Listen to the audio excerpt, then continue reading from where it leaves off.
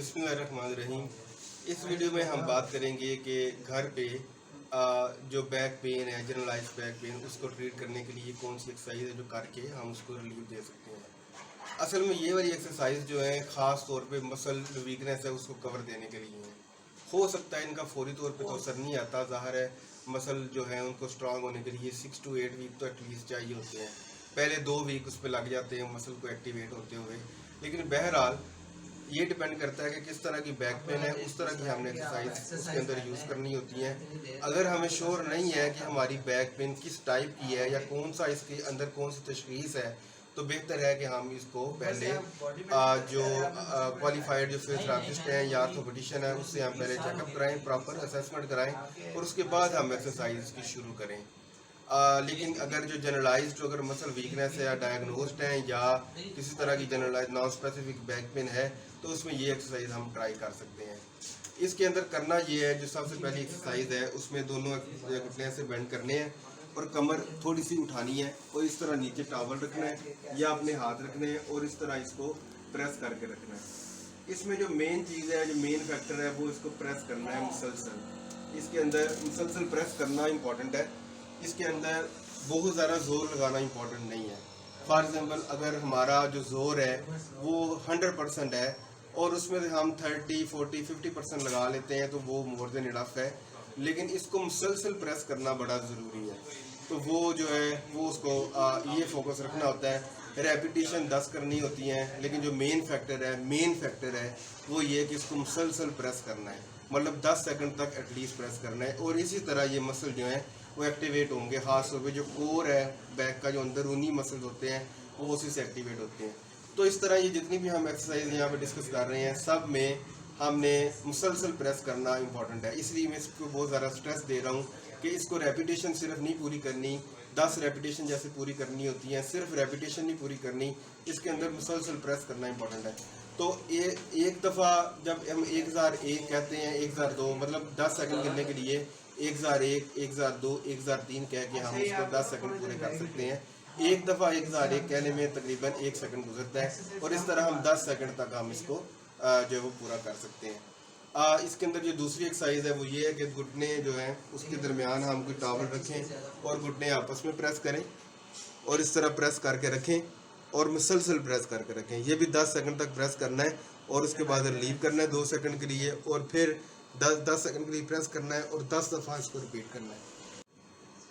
तो इसमें जो दूसरी एक्सरसाइज है, जो मतलब जो इसके प्रोन में पहली एक्सरसाइज है वो ये है कि लेग को आपने पीछे की तरफ उठाना है और यहाँ पे आपने इसको होल्ड करना है, 10 सेकंड तक होल्ड करना है और फिर आपने इसको जनाब वापस रखना है। इसमें जब आप ऐसे समझें कि लेग शिवर कर रही है, काँप रही है, तो फिर आप बेशक वहीं रोक दें। अगर 10 सेकंड पूरे नहीं भी हुए तो ग्रेजुअली जैसे स्टेमिना इसका बढ़ेगा आप इसको एक्सरसाइज को आपकी इसको जो वो इंक्रीज कर लें। और उसके बाद दूसरी टैग उठानी है, इसको भी होल्ड करना है 10 सेकंड के लिए और फिर इसको वापस रखना है, फिर आप पहली लेग को उठाएंगे और इस तरह अल्टरनेट एक के बाद दूसरी लेग आपने उठा के होल्ड करनी है 10-10 सेकंड के लिए और ये एक्सरसाइज भी 10-10 दफ़ा रिपीट करनी है।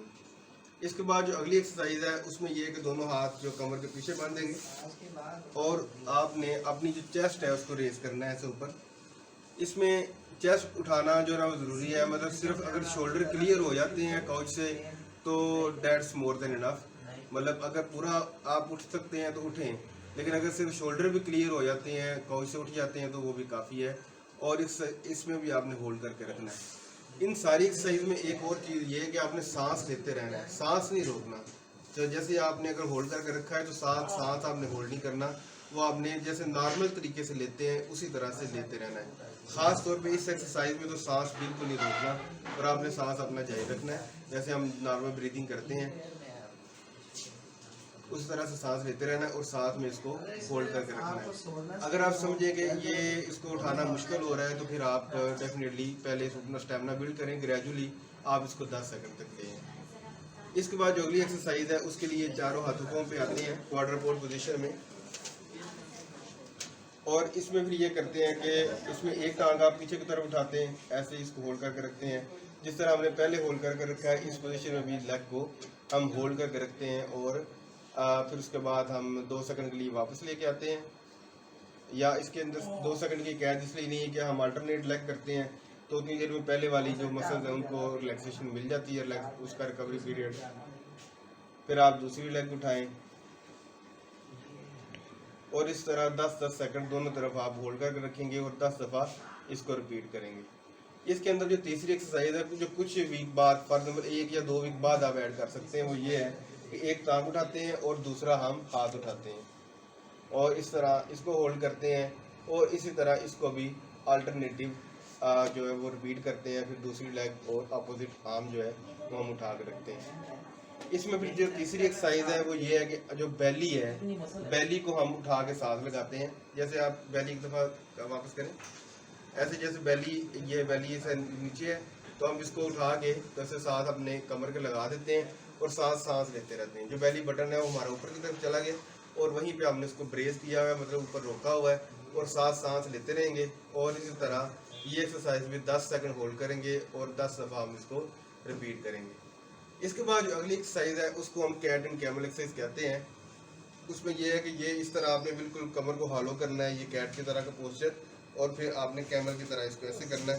اس ایکسرسائز میں ہولڈ نہیں کرنا اس میں صرف ہم نے ریپیٹیشن دینی ہے بار بار ایک اچیو ہوتی ہے جب پوسچر ساتھ ہی ہم نے دوسرا پوسچر لے آنا ہے. اور یہ آن لائن میں یہ والی ایکسرسائز ہیں. سب سے اینڈ میں جو ایکسرسائز کرنی ہے پلیز آپ سیدھا لیٹیں.